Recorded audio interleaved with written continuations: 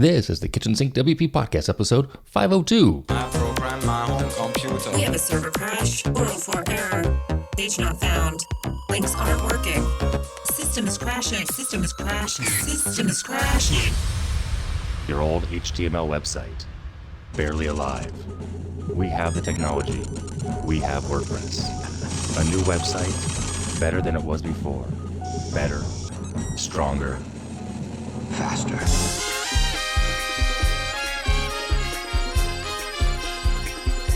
We have the technology. The technology.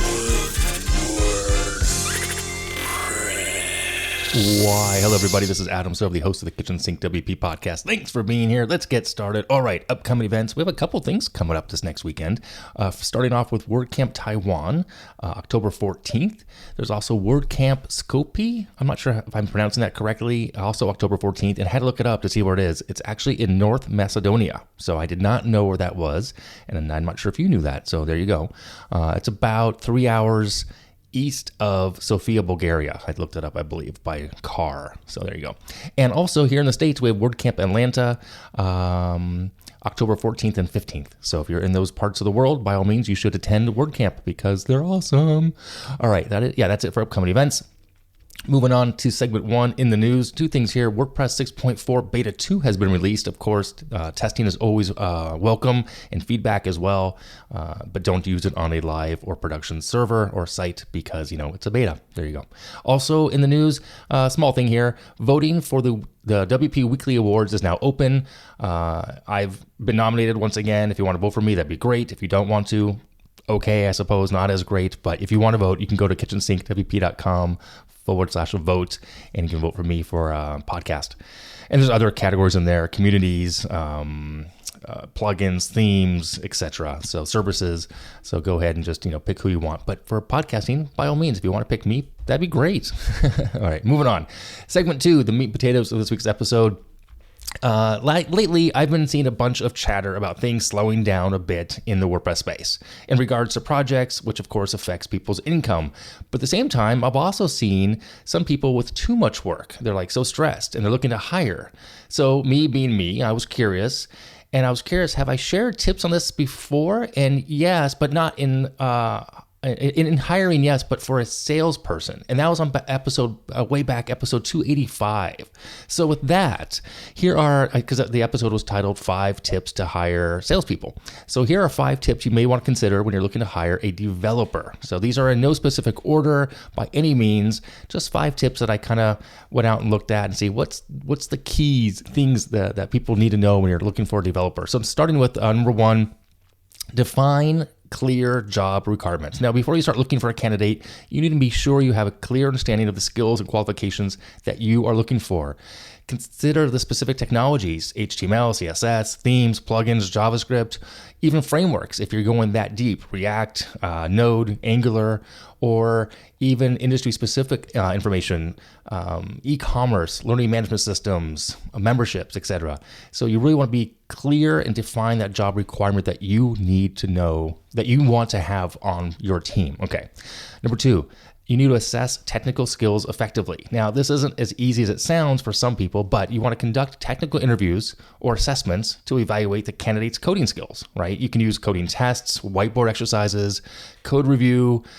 You need to focus on problem-solving abilities, how they think, and their familiarity with relevant technologies. Now, the problem with that is if you yourself are not a full-on coder, now, how are you going to do that? Well, you have to then find someone else that can help you do that. Maybe a recruiter, possibly in that level of things. Like in my case, if someone wrote code, do I know enough? Yeah, but I'm not probably as versed as I could be. So it would be based on the fact that I would look for someone else to help me review that person. So you want to assess that effectively and know how to do that. Okay. Number 3, evaluate problem solving and creativity. Now, web development often involves solving complex problems, right? You want to look for candidates who can demonstrate creativity in finding an innovative solution. You're going to want to ask them about past projects, challenges they faced, and how they approached and solved them. And there is no right or wrong answer, technically speaking. There are 100 different ways to get to the same end result, as we see in the WordPress and the web space in general, or in any kind of category for that matter. There are many ways, maybe not 100 ways, but there are multiple ways to get those problems solved. You just want to evaluate how they kind of come across that and how creative they can be, and also the inclusion of best practices as well. Because just because they got it done doesn't mean it's the best way to do it at the end of the day.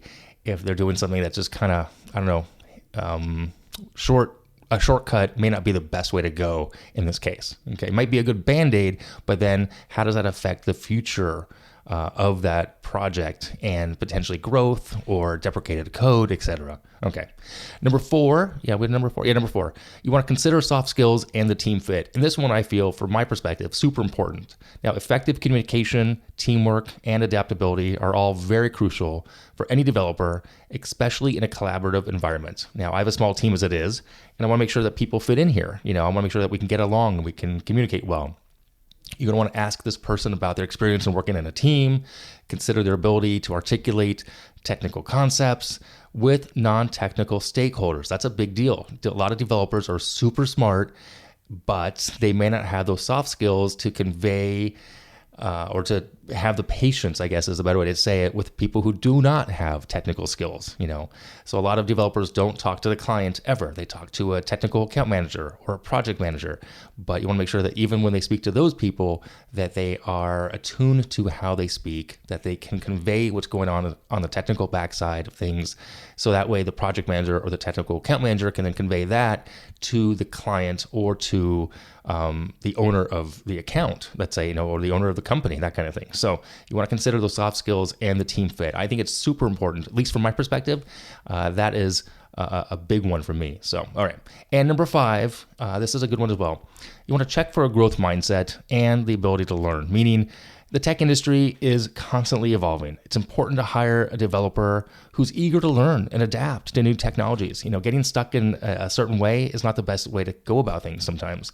You want to ask about their experiences in self-learning. Are they intrinsically motivated to continue their involvement in the community of code, or any personal project they might be working on outside of their regular job, So, a solid thing to keep in mind here is that a well-rounded web developer can possess a balance of technical skills, problem-solving ability, the capacity to work effectively with a team, and additionally, they need to be adaptable to evolving technologies and have a strong desire to continue learning and growing their role. Now, again, that is a lot in a very short amount of time here to share and kind of figure out how do you find that person. And I'm going to say right now, off the top of my head, the best way to find that is word of mouth. I think, when you're looking to hire someone, going out to the big sites to review resumes is hard. I have a good friend of mine who has gone through a lot of money and a lot of onboarding and time only to be ghosted or to be lied to because, people do that. People shortcut their resumes or they lie point blank. But word of mouth is really a great referral and a reference point to find someone ideally that will work for you and your team and the project in question. And this could be for a long-term full-time hire. It could be for a project. It could be temp work or contract work. But nonetheless, referrals, communication, networking is always going to be a strong candidate here. So with that said, if you have any other tips on what you look for when you are looking to hire a developer, or if you've hired a developer, by all means, let me know, share if you want, and I'll put it into a feedback episode as well, or a Q&A episode. So there you go. Once again, real quick, the 5 are: define the clear job requirements that you need. You want to assess their technical skills as best you can, or have someone help you do that. Number 3, you want to evaluate problem solving and creativity, how they kind of approach a project. Number 4, my favorite one really, is consider the soft skills and how they're going to fit with the team. And number 5, you want to check on that person, how they work in their mindset on growth and learning, as technology never stops to move forward and progress for better or for worse. Okay, so there you go. Those are the 5 that I wanted to share with you this week. All right, moving on to segment 3, tip until the week, right on the same topic of jobs. If you're looking to hire or looking to be hired, go ahead and check out this week's tip. It's a website. It's the jobs board, jobs.wordpress.net. There are jobs that are posted there regularly, and and I know it gets shared a lot on Twitter. I know Courtney shares it. Courtney Robertson has shared it as well. So just jobs.wordpress.net, great resource. It's free to post, I believe, and free to apply through it as well. So check it out. All right, that is it for this week. If you have any questions, go ahead, send it in via email, adam@kitchensinkwp.com, or use that speak pipe function on the website. If you want to support the show, we'd love to have you as a Patreon, KitchensinkWP.com/Patreon. If you want to sponsor the show, you can do that too. There's a form on the website there as well. Thanks for listening. See you next week. Now go out and do some awesome things with WordPress. All right. Bye-bye.